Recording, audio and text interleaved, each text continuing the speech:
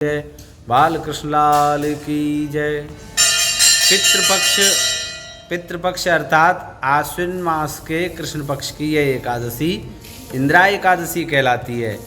अन्य एकादशियों के व्रत करने से तो सर्व सुख और अंत में मोक्ष की प्राप्ति होती है, परंतु इस दिन आश्विन मास के कृष्ण पक्ष की एकादशी का व्रत करने से पितरों की 7 पीढ़ियां तर जाती हैं और अंत में मोक्ष भी प्राप्त होता है।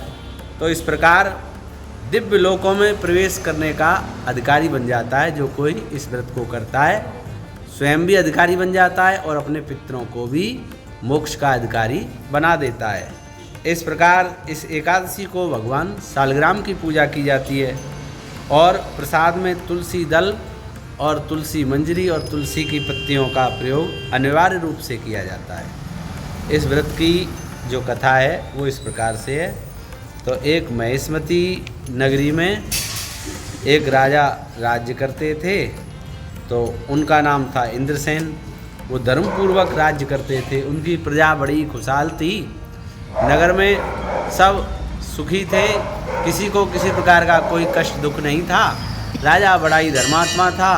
एक दिन नारद जी उनकी राज्यसभा में पधारे, तो नारद जी ने राजा ने नारद जी का बहुत आदर सत्कार किया और उनको प्रणाम पूर्वक पूछा, कहिए मेरे लिए क्या आज्ञा है।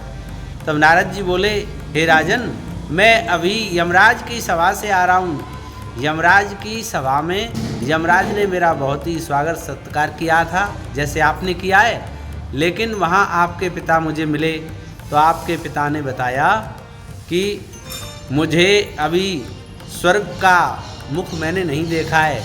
यदि आप मेरे पुत्र से जाकर के कहो कि वो इंदिरा एकादशी का व्रत करे तो मुझे स्वर्ग का द्वार खुल जाएगा।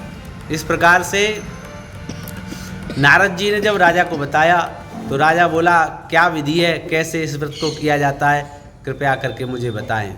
तब नारद जी ने इस व्रत की पूरी विधि बताई और कहा कि इस व्रत को तुम 10वीं के दिन एक समय भोजन करो, रात्रि को भोजन ना करो, और 10वीं के दिन ही आप पृथ्वी पर लेटो, धरती पर।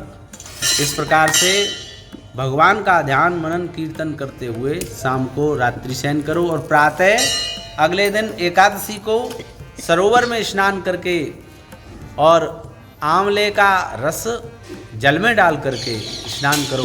इस प्रकार से संकल्प करो कि आज मैं निराहार रहूँगा और इस व्रत का संकल्प अपने पितरों को करता हूँ, इसका जो पुण्य फल है, तो उससे तुम्हारे पिता की अवश्य ही मुक्ति होगी।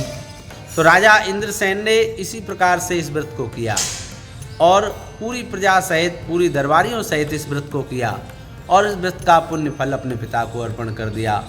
जैसे ही व्रत का पुण्य फल अर्पण किया तो उसके राजा के पिता इंद्रसेन के यमलोक से गरुड़ पर आरूढ़ होकर के स्वर्ग को चले गए।